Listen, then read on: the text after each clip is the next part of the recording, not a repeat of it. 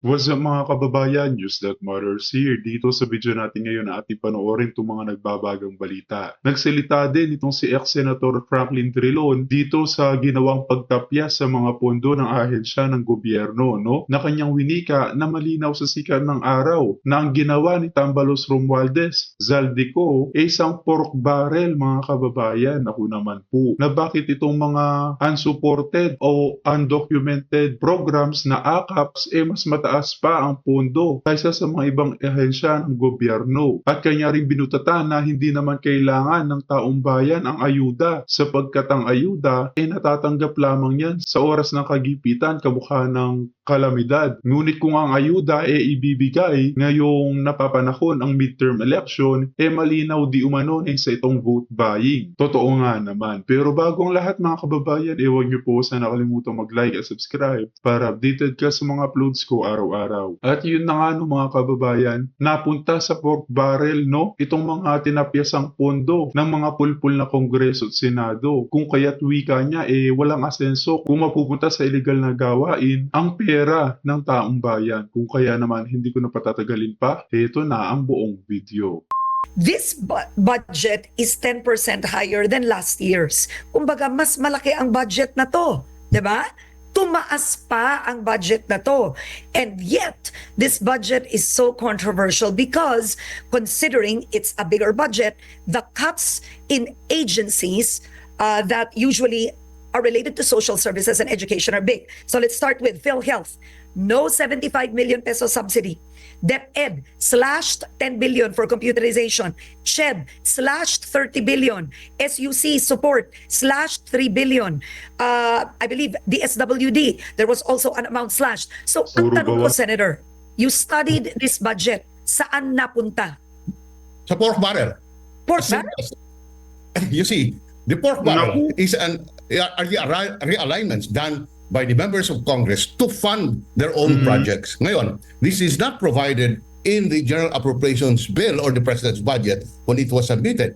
In the version of the BICAM today, there is a total, I'm just looking at one item, there is the total of 288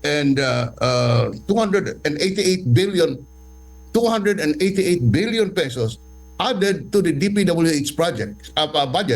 DPWH, when the President submitted its budget, had an 825 billion allocation for its projects. After it went through Congress, tumaas ito ng 1,113 billion pesos. Uulitin ko lang. When the President submitted its budget, DPWH had an allocation of 825 billion. After the BICAM came out with its version, kung hindi, I think the budget of the DPWH alone went up to 1 trillion. Yes, 1.1. Oo, 1.1 trillion. 1.1 trillion, which means there was an increase of 288.7 billion in the budget of DPWH.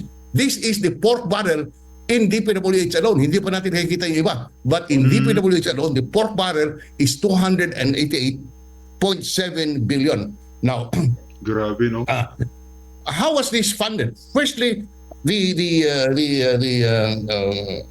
288 billion must be covered by an appropriation from the other departments, because if you just allow the addition, then your total budget will be higher by 288 billion pesos on DPWH alone, and that is not allowed under our constitution.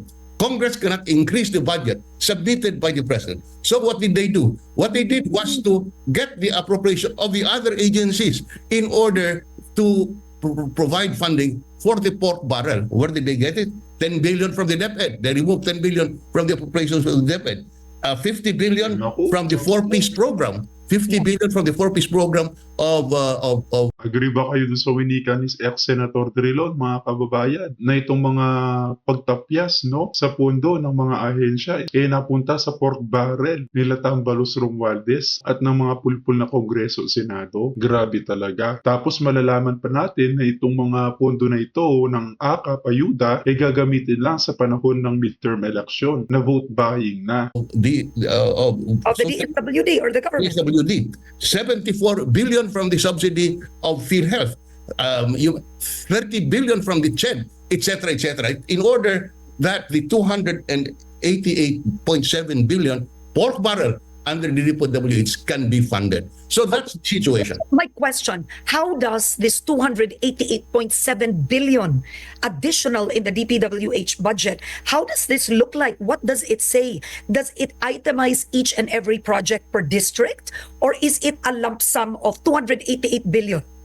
It is itemized because Okay. the Supreme Court declared as unconstitutional the previous practice of just putting it in lump sum and identifying the projects after the budget is signed. Today, it is itemized in the budget. But that's beside the point. The point is, this 288 was funded out of the deductions from the budget of PhilHealth, of DPW, Yes. Oo, Senator, I etc. understand. So para lang the viewers will be able to completely understand this. This means that congressmen, senators have proposed an infra budget.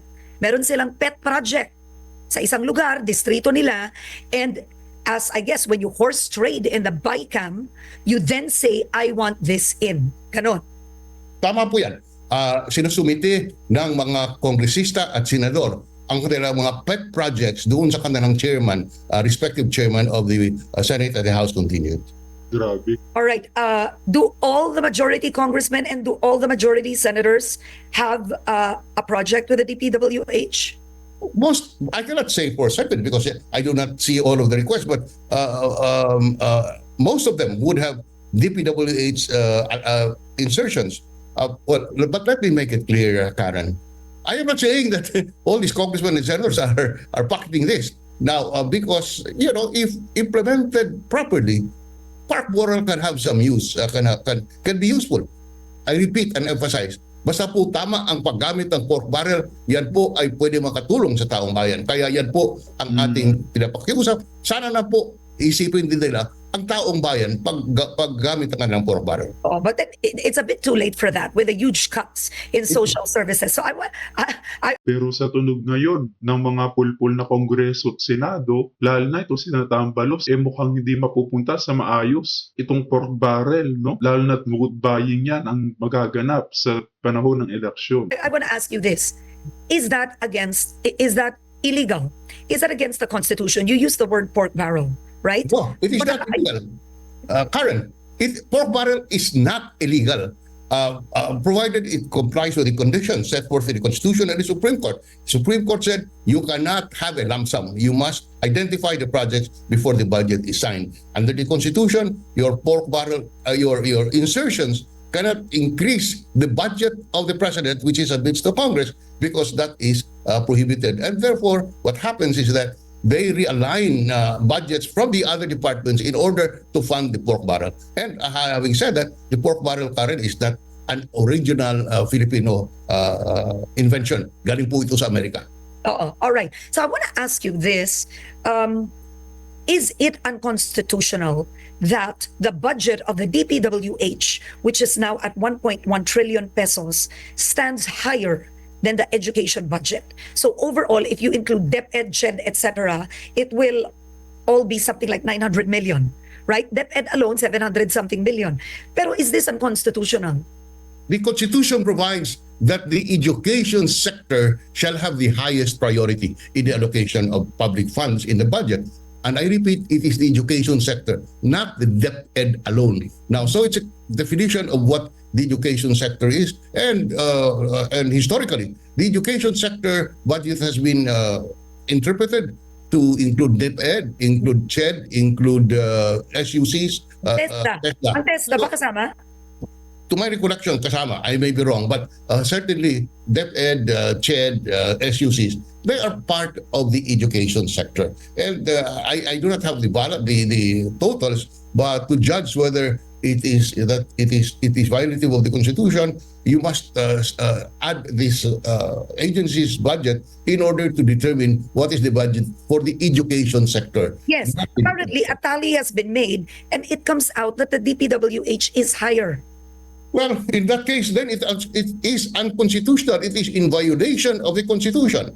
And what is the remedy? The remedy is for the president to exercise his line item veto power. Meaning, he cannot veto, he should not veto the entire budget. But in the approval of the budget, the president has the power to exercise a line item veto. Anong ibig sabihin nito? The president can veto certain sections of the general appropriations bill in order that the constitutional mandate can be complied with. Okay, but can the president, other than vetoing the budget, Senator Amy Marcos said, can the president call for another BICAM? Pwede ba yun? Yeah, it can be Again. done. Okay. It can be done. In fact, worse than that, even after the BICAM has finished its work, after it is sent to the president, in many instances, the president would return the law which has been approved or the bill approved in the BICAM and ask the BICAM to reconvene. This is not technically correct, but it is being done in the past. It has been done in the past, not only in the Oo. budget. At dito naman sa video na to mga kababayan ay ating panoorin o pakinggan itong nagtitrending ngayon sa buong mundo na kung saan pati ang mga ibang lahi aware na isang adik ang ating presidente na mas ka-impeach di umano ito kaysa sa ginagawang impeachment kay VP Sara. Magandang araw mga kaibigan. Bigyan natin ng reaksyon ngayon ng isang vlog ng isang geopolitical analyst, foreign na Mr. David O. In-interview niya si Professor Ana Malindag Uy. At ang pinag-usapan yung issue ng pulburon ng Presidente Marcos Jr. So, pati ito pala, napapansin na ng foreign media, pinag-uusapan. Sikat. Okay, so salamat kay Neil. Nakakaya naman. Subscriber grabe. ko from Usami City, pinadala niya sa akin ang video na ito. Pakinggan natin ito, yung ulitin ko, geopolitical analyst na foreigner. Pinag-usapan nila, tinanong niya tungkol sa pulburon issue ng presidente. You've talked a few times about the Constitution, and I want to ask you a very direct question. There's some allegations of drug use by the president. Is there anything in the laws of the Philippines that can compel him to do a follicle test or to determine whether he has used drugs or not? Is there anything that can force him to take that test, or he can just write it out and never get it done? That is a very So, magandang tanong. Yung issue tungkol sa pulburon, may batas ba sa Pilipinas para mapilit ang Pangulo na magpa-test? May batas ba? I don't know, parang wala. So, kibit balikat na lang. So, pakinggan natin ang sagot nitong political analyst na Dr. Ana Malindogoy. very tricky situation because there are allegations against the president. These are allegations and it's out there. It's in social media. Many Filipinos actually are very open and vocal talking about this. That the allegation is that the president is a drug user or / addict to a greater extent. But these are allegations, no? So, but some people would say that it's true. Some people would say that it's not. But at the end of the day, this is also a problem in terms of the moral ascendancy. Di yun aligasyon.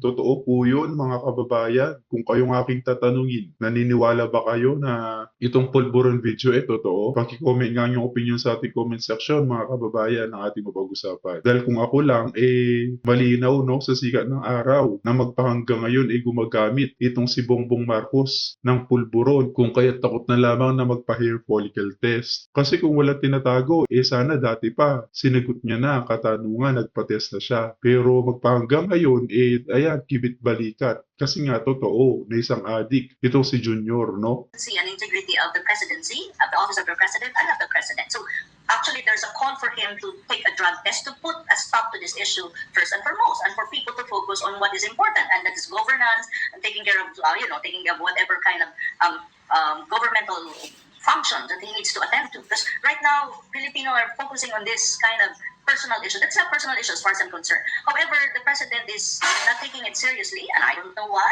and he kind of set it aside as an issue. But in our constitution, there's no explicit provision on this that you can push it and read. There's none explicit. However, it's an issue of public trust, and it's an issue of health of the president, because a drug use may be an allegation. It's still related to health, and it's related to mental, the mental health of a person, and it's an issue of public trust. And in this too, there are provisions in the Constitution that, you should not deceive the public. You should, honor the trust given to you by the public. However, even we have those things, we have those provisions in our constitution. At the end of the day, it's still on the side of the president. How he's gonna, address this kind of allegation. But at the moment, it seems that he just set it aside as if it does not exist, and he laughed about it. But people like me, it's not a laughing matter. I'm not saying that it's true, but what I'm saying is these are allegations that needs to be settled and needs to be addressed by a sitting president, because it taints the office of the president. It's not just about him; it's about the presidency. It's the office of the president that is now tainted because of this allegation, and the public trust being that we have for that office. So that is the matter. That's the issue. And even in my column in last Saturday, I'm saying that the president should take this seriously and do a drug test. It's not hard to do a drug test. You just go, and, it's a hair follicle test, and that's it. Maybe in 1 hour, you have to test and show it to the public. Make it public. So what's wrong with that? Anyone, even I, if you ask me for a drug test, I'll do that anytime. Correct. But the problem Because you haven't taken drugs. probably. Well, I don't. Definitely no. I'm quite happy. You can take some of mine too. Anytime, Much of Nando's, though. So that's the question of many people, even of Filipinos, ordinary. Why is it hard for him to do it when it's not a rocket science? It's a procedure that you can do it in 1 hour and you have the result, and you just have to publicize the result, and that's it. Everything's settled. But he seems It's not. not to. It's only settled if he's not taking drugs. Exactly. Ayun ha, mga kababayan, narinig nyo. Ibig sabihin may tinatago na nag-take ng pulburon di umano itong si Bongbong Marcos. Ganun talaga ang konklusyon ng nakararami, no, sa pagiging tahimik nitong si Bongit. It is very easy, but he's making it difficult for a reason. Anna, I wanted to pivot a little bit into Okay, so, yun po. Bakit kaya hindi matugunan? Bakit hindi matugunan yung napaka-simpleng hiling ng mamamayan na magpa-drug test? Sinimula na. Sinong nagsimula? Si Congressman Pulong Duterte, no? Congresswoman Migs Duterte. Sinimula na nila. So, negative man silang dalawa. Sino pang susunod? Si BP Sara. Nagsabi na rin siya na willing siya na magpa-test. At siguro na naging busy dahil nga sa kaliwat kanan na batikos, kaso na yun na. So, but I believe darating ang panahon. Magpapa-examine din si BP Sara para once and for all matuldo ka na. Si Attorney Vic Rodriguez nga nagpa-test na eh. Although, yung usual, I don't know, yung ipinakita niyang resulta noon is yung ihi ata. Hindi yung dito sa buhok. Okay? So, another issue kay BP Sara, yung mental state of maya na parang nasisiraan na daw siya ng ulo. Sabi niya, willing din siya na magpa-psychiatric test. Basta ang mga young guns, kasi yung mga young guns, mga batang kongresista, ang ano. Anyway, balik tayo doon sa Pangulo. Bakit ayaw niya? May kanya-kanya na tayong rason. Ako, meron akong alam na dahil bakit ayaw niya. Ang masasaka, ako, kahit ngayon, kung kailangan, any time of the day, kahit bukas magpa-test ako gamit ang buhok. Kasi, kumpiyansa ako na hindi ako gumamit. Kailan ba yun? Last year ata, nagpa-test ako, urine. Kasi kailangan ko sa lisensya ng yung LTAP, License to Own and Possess a Firearm. Kailangan mo yan. Dali lang. 30 minutes, alaman na yung resulta. Okay. So, kasi kung malinis ang konsensya mo, alam mo wala kang ginawa, bakit hindi go? Kaya nga, matapang sina Congressman Pulong Duterte at sa Congresswoman Migs Duterte na nagpa-test dahil alam nila wala silang ginagawa. So, napakasimpleng bagay na ayaw gawin, kibat balikat, tatawanan lang, hanggang doon lang. So, it remains an issue forever. So, salamat dito sa mga foreign analyst na ito na napag-uusapan nila at napakagaling naman itong si Professor Ana Malindogoy sa pagpapaintindi na dapat nga tugunan dahil it's an issue about the office of the president. It's a matter of trust. It's a matter of yung karangalan ng opisina na yan na sa tagal ng panahon ay ninerespeto.